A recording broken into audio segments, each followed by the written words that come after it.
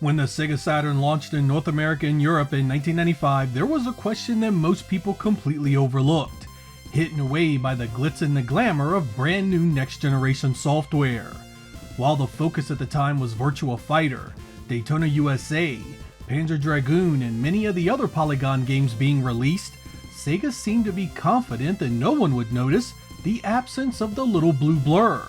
You know, the company mascot that had helped catapult the Sega brand into more than 50% of the North American console market.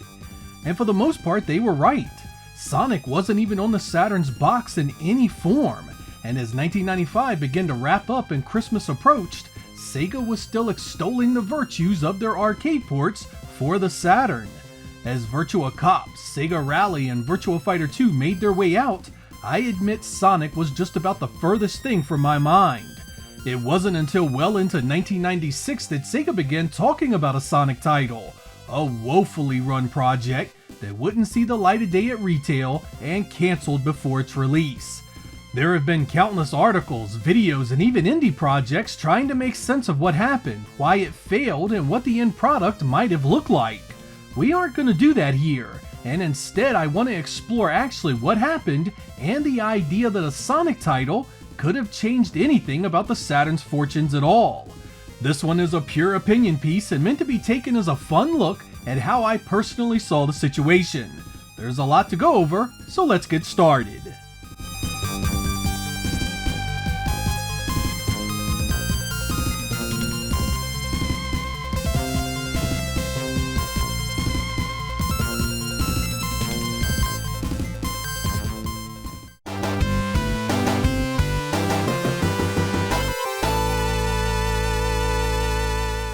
Let's begin with a look at how such a thing as a lack of a dedicated Sonic title could have existed in the first place.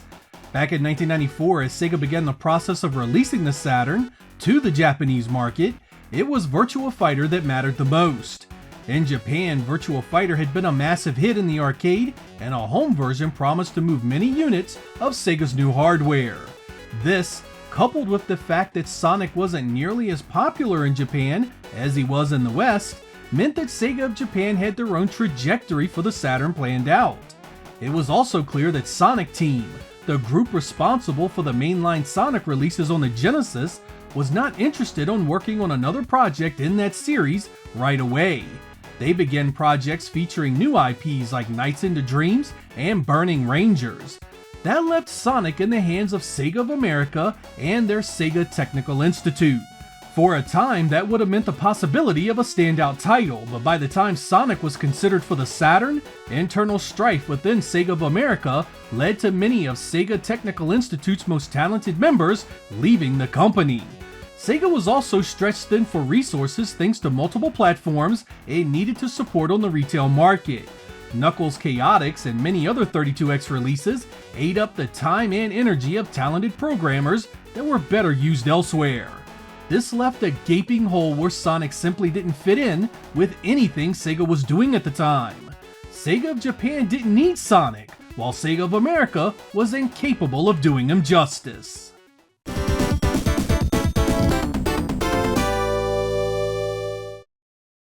What is perhaps the most vexing aspect of Sonic's absence on the Saturn was the fact Sega was responsible for multiple platformers in the early days of the console. There was Clockwork Knight, a side-scrolling platformer with 3D backgrounds based on the idea of toys coming to life. Astal was a 2D platformer with incredible hand-drawn art that looked like something out of an animated film. And then there was Bug, Sega's near attempt at creating a Sonic replacement. This was a 3D platformer that had you negotiating obstacles along a series of locked paths. While these paths allowed you to move left, right, toward, and away from the screen, it really didn't allow you to move freely around the stages. Each of these titles likely appealed to a great many of you, but it is curious that Sega was developing so many platformers that early, and still not once stopped and considered the Saturn lacked the one platformer most of its fans would have much rather have had. While a completely two-dimensional Sonic in the same mold as Astal would have probably been skewered in the western regions, a 2.5D Sonic using the Clockwork Knight engine would have made a lot of sense in those early months. Honestly, if you opened up the tight design of Bug a little bit, sped up the gameplay, even that engine could have produced a decent Sonic title in its first year. You have to remember that in 1995, Mario 64 and Crash Bandicoot were still a year away for most consumers, and Sega already had the technology in place to create something very similar to what Sonic needed to be. Sega could have even done something interesting like make each level in Sonic a 2.5D area like Clockwork Knight that would give way to 3D sections that moved you to another layer in the background similar to what was used in Bug. Both these games released in 1995 and the technology was already there. It would have satisfied the polygon craze at the time and gave Sonic fans a real numbered release to look forward to.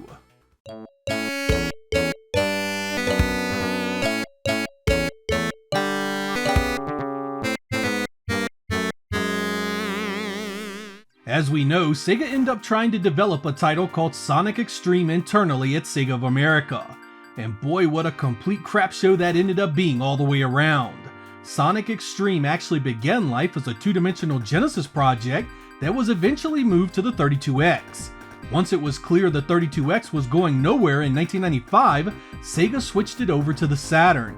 This began a long and unbelievably inept adventure of internal clashes at Sega of America, team members quitting, and project leads nearly dying. When Sega showed off a build of it during the 1996 E3 show, what we saw was a game that honestly looked very incomplete, very un-Sonic-like, and nowhere near done enough to make a holiday 1996 release. You've heard this story many times before, so I don't need to go into detail explaining this at the micro level, but here is a quick summary. Sega Technical Institute had all kinds of trouble developing a 3D engine of its own for Sonic X-Treme. In fact, there were multiple teams working on their own parts of the game using completely different graphics. The first was the main game that was played from a fisheye style lens, while another was a free-roaming boss arena. When executives from Sega of Japan visited Sega of America to see the progress on Sonic X-Treme, they were so shocked at its poor quality that they requested the game be made using only the boss engine entirely. But even that didn't help. With time flying by and progress all but stalled, the Sonic X-Treme team went so far as to request Sonic Team's Nights into Dream source code, so they could use that. Allegedly, that pissed off Sonic co-creator Yuji Naka, who insisted that the Nights code not be used, and threatened to quit the company if it was. Yuji Naka denied this years later, saying he did no such thing, and the rumor was simply the ramblings of those looking to blame someone for their failures. Under intense pressure and working 20 hours a day, the lead programmer, Chris Coffin, became ill and could no longer continue, prompting Sonic X-Treme's cancellation shortly after. Sonic X-Treme had started development on multiple platforms, going through tons of team members, and had its base technology reset multiple times over the course of just a year and a half. It's actually ironic that when talking about Sega's decline, it's the infighting of the Japanese and American teams that received the lion's share of attention. I dare posit Sega of America had enough problems with poor decisions and infighting by itself to sink the company. Sonic X-Treme was just a symptom of a much broader issue of how that company was run.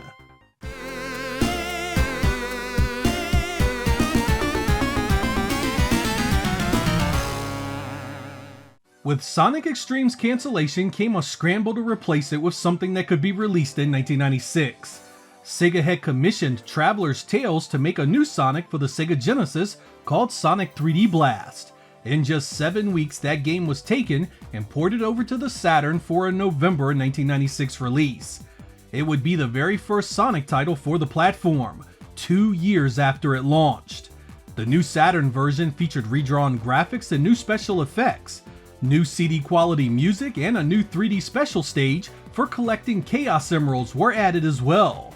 The following year, Sega put together the compilation Sonic Jam, a collection of the original Genesis Sonic games with a load of additional upgrades and content. Sonic Team handled this one, and it included a cool 3D level that allowed you to run around and see what Sonic might have felt like on the Saturn. The final Sonic title for the Saturn released at the end of 1997. A racing game called Sonic R. This was a big change of pace from what we had seen before, essentially a kart racer without the karts. Traveler's Tales was again at the helm. While the quality of these releases varies depending on who you ask, the one undeniable fact was none of them were mainline Sonic releases. When 1997 came to a close, the Saturn was over 3 years old, and it was unbelievable that Sega had failed to produce a single new Sonic game internally. The one game that had made the Sega Genesis a household name in North America was nowhere to be found. We had received ports and spin-offs, but Sega needed much more than that to right the wrongs of the Saturn platform.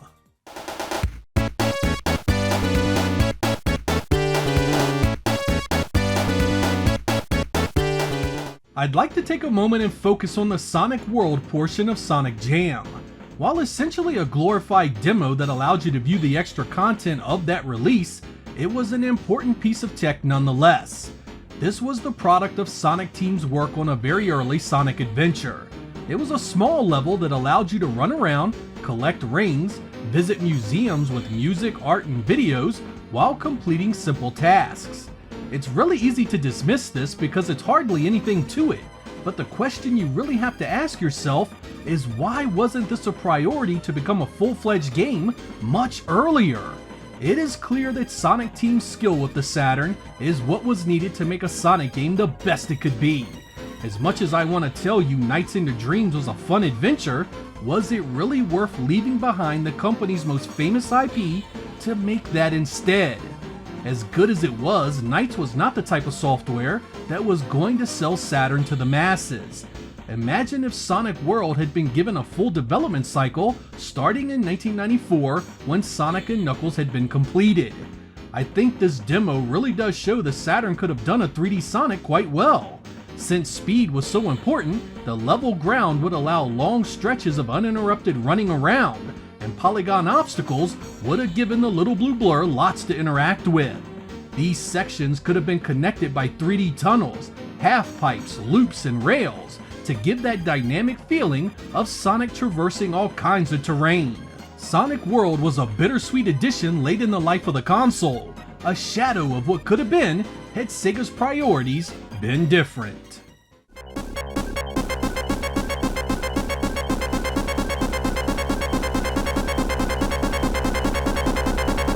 I also want to take a moment and talk a bit about had Sonic X-Treme actually been completed and released in 1996. What would have happened? Disaster, that's what. At no point did the ideas behind Sonic X-Treme sound compelling. Sonic rotating a level to run along walls and ceilings, the fisheye lens perspective, the way the gameplay looked on the flat areas, none of that looked particularly good. Seeing actual videos of it years later really made it clear that Sonic X-Treme was a mess that no amount of time was gonna correct. I have nothing but respect for the hard work the people involved gave that project, but had it been released at retail, I feel it would have been yet another black eye for Sega, and further proof that they had lost all their magic as a games maker to the general public.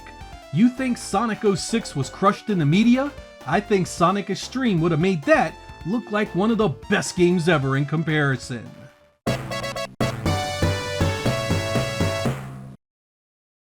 With all of that said, what is my final opinion on this subject? Could Sonic have saved the Sega Saturn? The short answer is no, it could not have.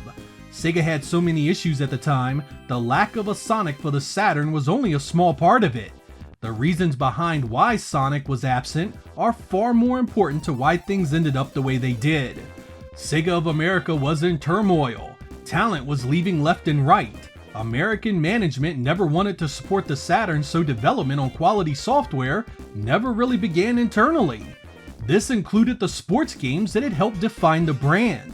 It's difficult for diehard fans to admit, but much of what was on the Saturn we consider to be good games are not viewed with the same level of love outside of our circles. And that doesn't even begin to touch upon the issues with price, early launches, programming difficulty, and the many other problems Sega faced with selling the Saturn.